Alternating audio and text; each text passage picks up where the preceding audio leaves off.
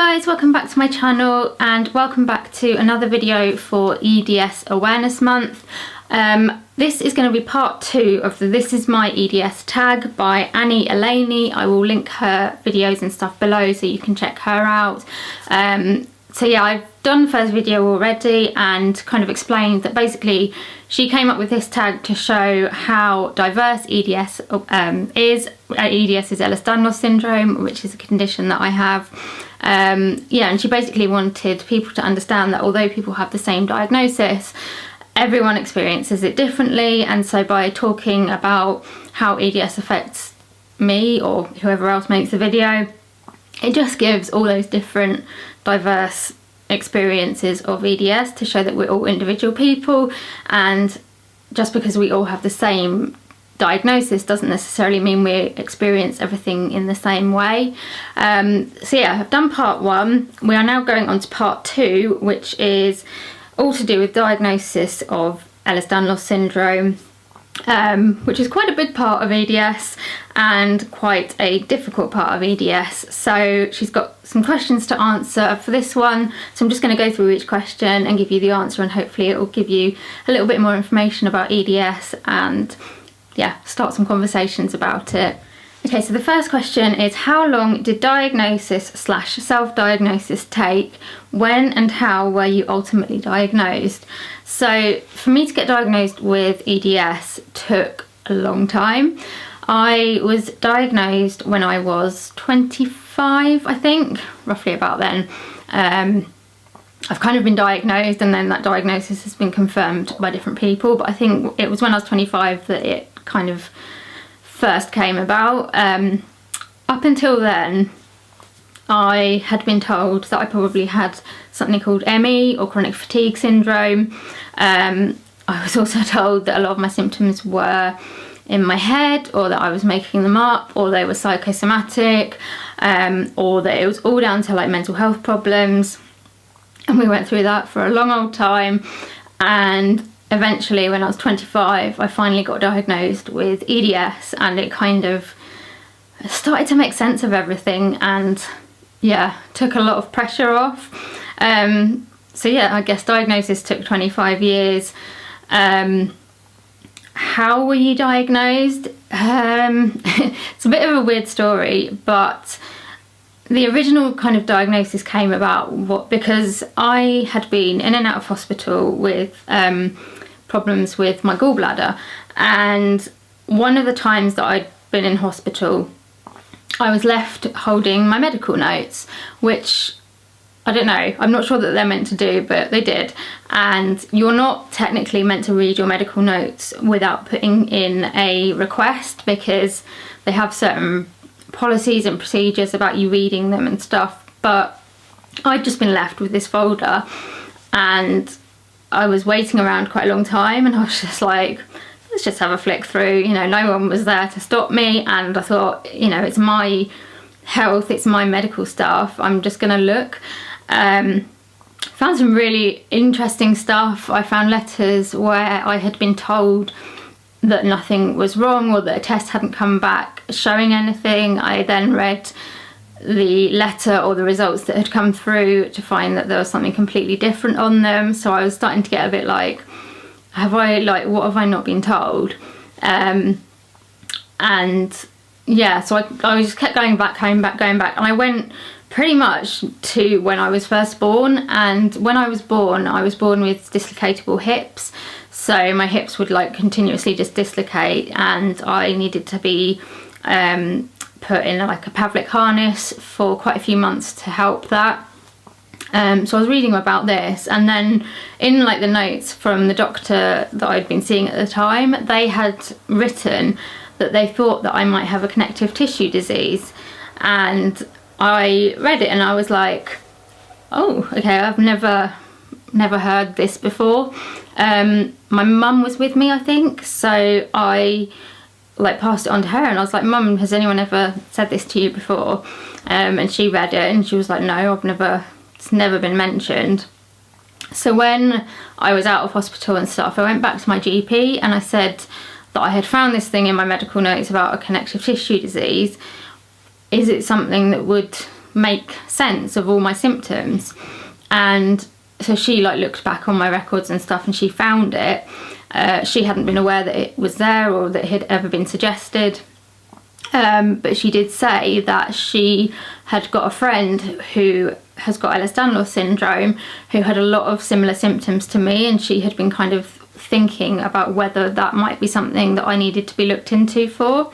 So from her having that experience with a friend, and from me finding the connective tissue disease possibility in my notes, she then decided to refer me to a rheumatologist.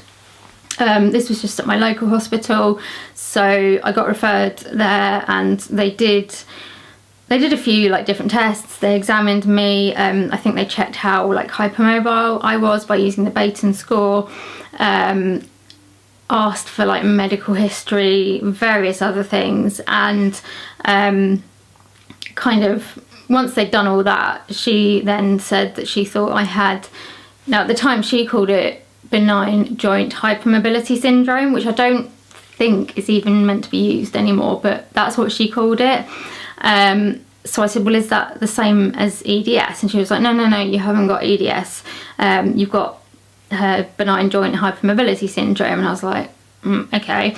And it kind of explained some stuff, but it didn't explain a lot of the like comorbidities and stuff. But I kind of went with it, and there wasn't like a huge amount of treatment or anything that she said she could give me, but that was it. And then a bit later on, I was referred up to London to see a gastro professor for my digestive problems, and he did a lot of like examinations, retested the hypermobility stuff, did like history and all this kind of stuff, and he actually then diagnosed me with Ehlers-Danlos Syndrome, and he said that's what I should have been diagnosed with originally, because that was like the correct diagnosis, and that explained like everything pretty much.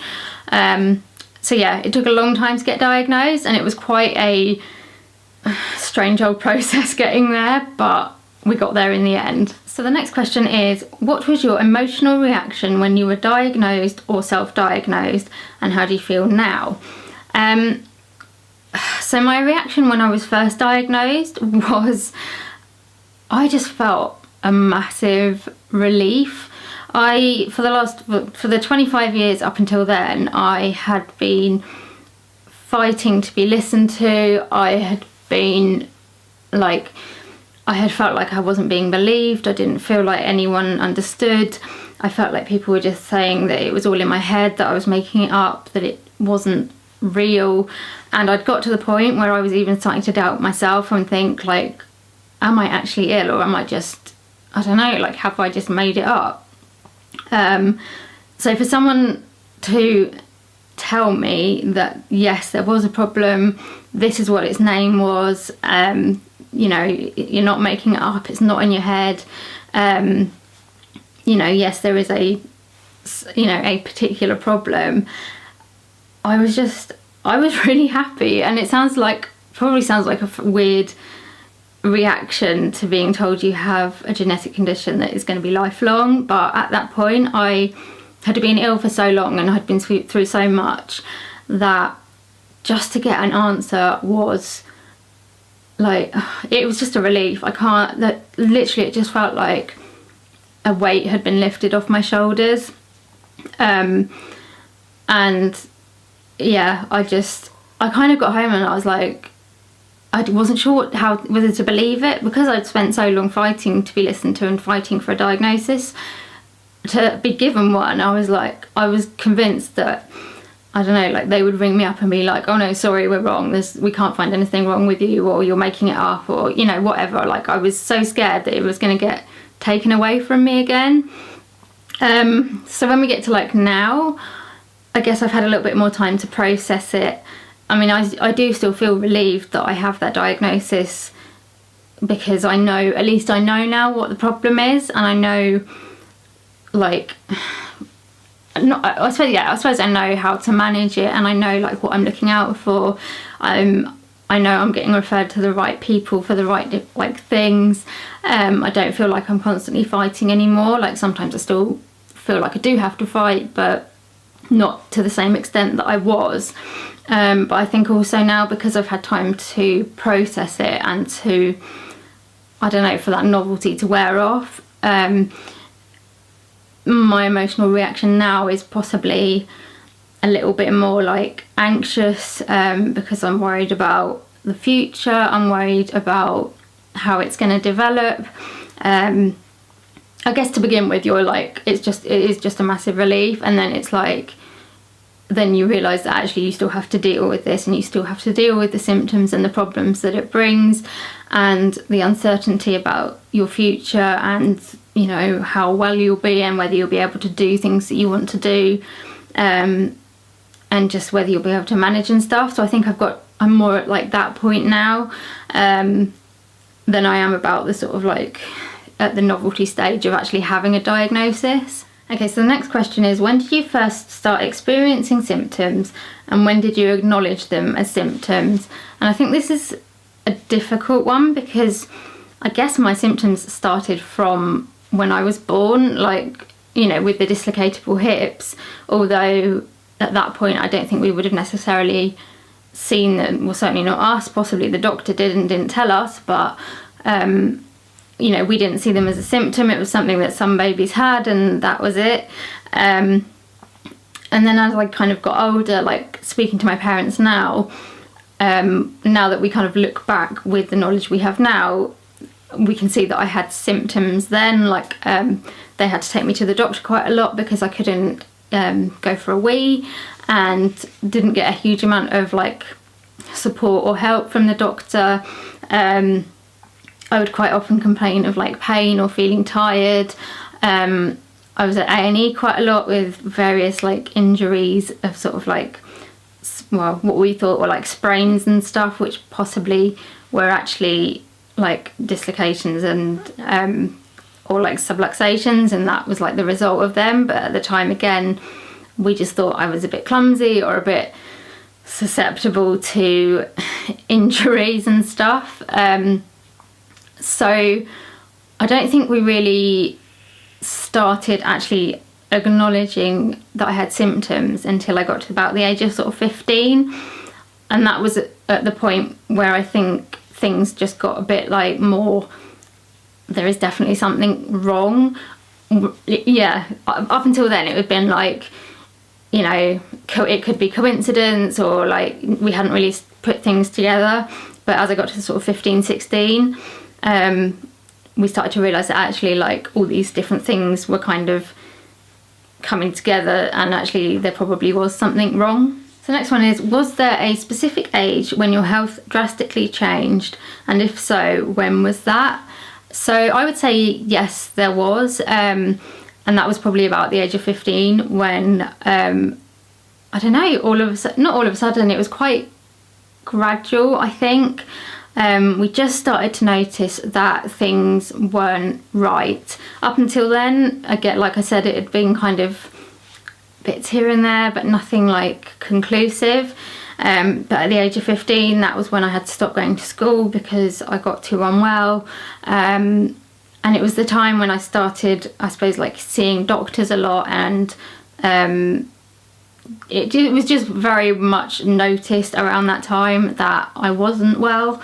And yeah, I don't know whether I would say it was drastic, because to me drastic seems like it's just like not there one minute and there the next, but certainly over a few months my health had gone from being like manageable to not manageable.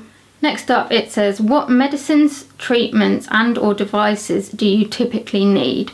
Do you have access to all of your needs? Medicines, I am not even going to start listing my medicines. I take a lot of medication, and yeah, I should probably rattle because of the amount of medication that I take. I mean, just off the top of my head, I take sort of stuff for pain. I take a lot of like digestive medications. I take stuff for my POTS, so stuff for blood pressure, stuff for heart rate. I take things for my asthma and my mast cell activation disease, so things like antihistamines and stuff like that. I take various like supplements and things like that because I struggle to absorb foods and things. What else do I take? I take a lot, basically. So that's the medicines. Treatments, do I need? I mean, treatments is difficult because there aren't like specific treatments really for EDS. Some of the symptoms you get as part of EDS you can have treatments for, but there isn't like a set treatment regime for people with EDS. So I will often have like courses of physiotherapy. I try and go swimming once a week, so like hydrotherapy. I'm trying to think what other treatments I've had. Oh, I have like pain injections, usually in like my neck and skull. So I have those roughly every 6 months ish. Yeah, I don't know, treatments. A lot of the treatments I have, I suppose, are like holistic stuff. So I have massages, I have reflexology, I've had acupuncture, I've had dry needling, but these are kind of mainly things that either I've had to pay for or that you get like 6 sessions and then that's it. And then devices that I need, I guess my wheelchair would probably be a device because it's well, I have an electric wheelchair and I have a manual wheelchair, and I pretty much couldn't go anywhere without those. I also have a Motability car that has a hoist, so again I wouldn't be able to take my electric wheelchair out if I didn't have that. Other devices, I can't really think. I'm trying to think if there's anything else. I mean, I use my phone for a lot of medical stuff, with like apps and reminders and all that kind of thing. But yeah, I don't know, my mind's gone slightly blank. I can't think of anything else. Oh, like catheters and stuff, I suppose. I don't know whether you'd call those a device. And obviously, like if I've ever been in hospital or I've had tests or operations and stuff, they've had to use various devices and stuff for those. And then it says, do you have access to all of your needs? And I would say no. I have access to the majority of the medication that I need, although there are some medications that either aren't available or are too expensive for like to be prescribed, or they're in other countries but they haven't come over here yet, so I can't try them.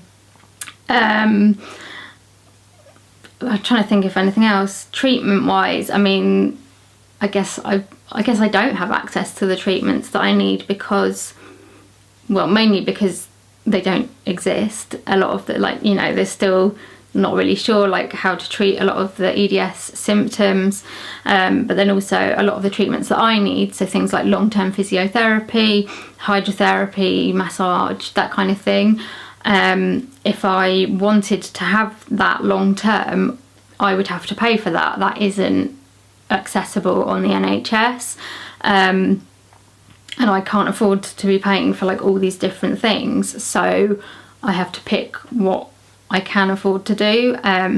So yeah, I guess I don't have access to exactly what I need. And then with devices, my manual wheelchair is an NHS wheelchair, but my electric wheelchair I've had to save up and buy, and it's pretty good. Like it doesn't suit my needs completely, but it's better than nothing. There are still a lot of things that I struggle to do, and there are probably devices that would make those things easier for me, but because of money or waiting lists or whatever, those things aren't available.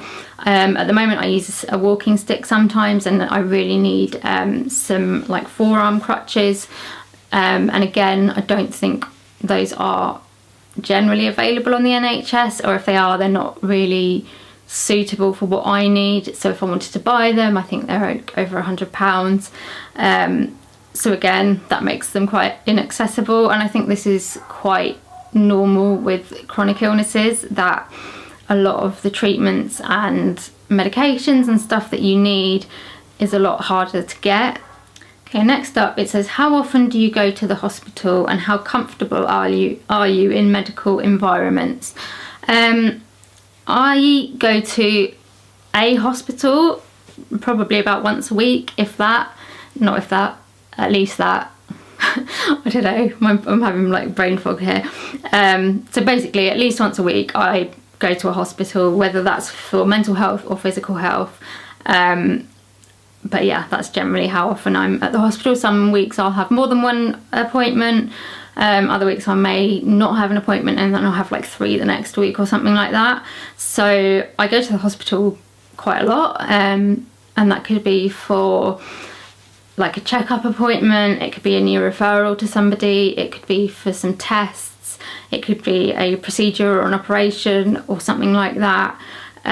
Or I have also been into hospital for sort of like more extended periods for like rehabilitation or yeah, things like that. So I've spent quite a bit of time in hospitals or at hospitals. How comfortable do I feel in medical environments? It's a bit of a difficult one. Like I would say I'm used to medical environments because I've spent a lot of my life in and out of them. You know, certainly from the age of 15, I've spent a lot of time in hospitals, and even before that, I would still go to hospitals a reasonable amount. So it's something that I am used to, but I don't think it gets any easier. I still get anxious before appointments, I get anxious before like tests and procedures and stuff, and I think that's quite normal. I think even if you didn't get some sort of anxiety or apprehension about that kind of thing, it would possibly be a bit concerning, because it's not something that you want to necessarily feel comfortable in.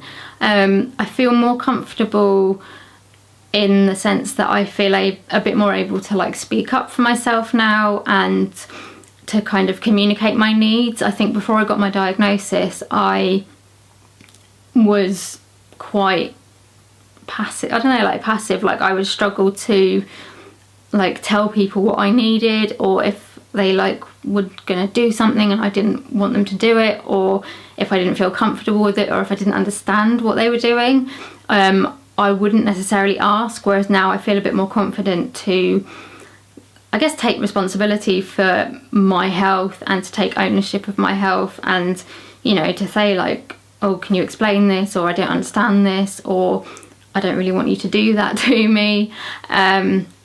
So in that respect I guess I feel more comfortable, but I'm not sure that I would ever feel comfortable in a medical environment, and I'm not, you know, like you're not meant to really. It's like you don't want to get too comfortable in a medical environment. Sometimes you have to, but like on the whole I'd much rather being at home and not doing medical stuff. And then the last question is, what kind of resources and support do you use?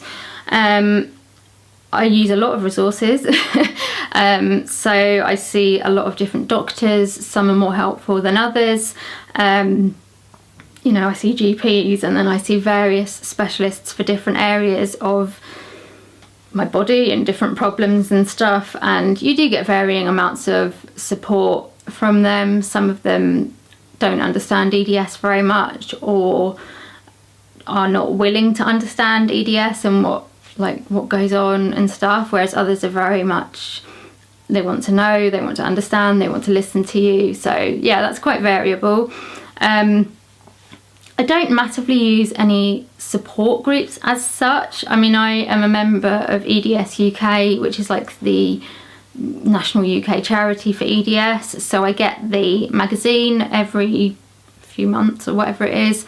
And I will use the website because they've got a lot of good stuff on the website for like information and articles and that kind of thing. So I do go on there, and I am in a local Facebook group, which I do use occasionally, and I'm on a few other like Facebook groups for EDS, and I do go to them sometimes for help and support, but I've got quite a lot of friends anyway that have EDS, so I will tend to go to my friends first to talk to. Like if I've got this weird symptom and I've not really had it, I'll be like, oh, have any of you ever experienced this? Like, I'd rather go to my friends first and then go to a support group if my friends like aren't able to help me, just because that's what I feel more comfortable with.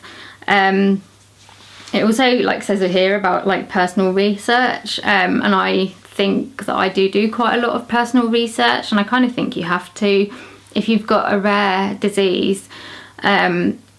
I feel like you do have to try and be informed about it, because I get so much from like articles and from EDS UK and stuff that my doctors perhaps might not know, because they haven't got the time to go into that much detail with every single like illness that they treat.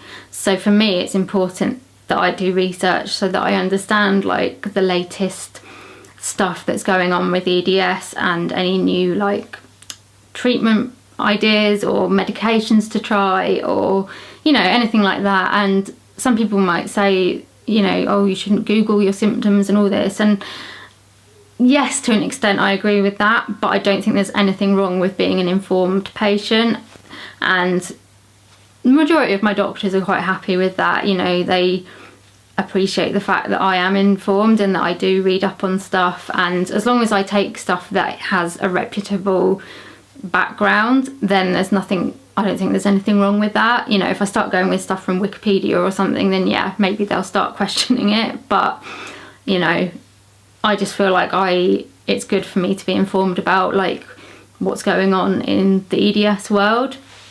So that is the end of part 2 of the This Is My EDS tag. I hope you found it interesting. I hope it's raised a little bit more awareness of EDS and how diverse it can be in different people. If you have enjoyed it and you want to see more, please do give me a like and subscribe to my channel. I'd also really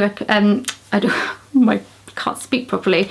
I would also really appreciate any of your comments, whether you want to comment on something that I've spoken about in this video, or whether you've got like any suggestions of videos you want to see me do. If I've said something and you've got a question about it, please do let me know, because I'm happy to answer whatever questions that you've got. But yeah, I also really love to hear your video suggestions as well, and I will see you in another video very soon. Bye.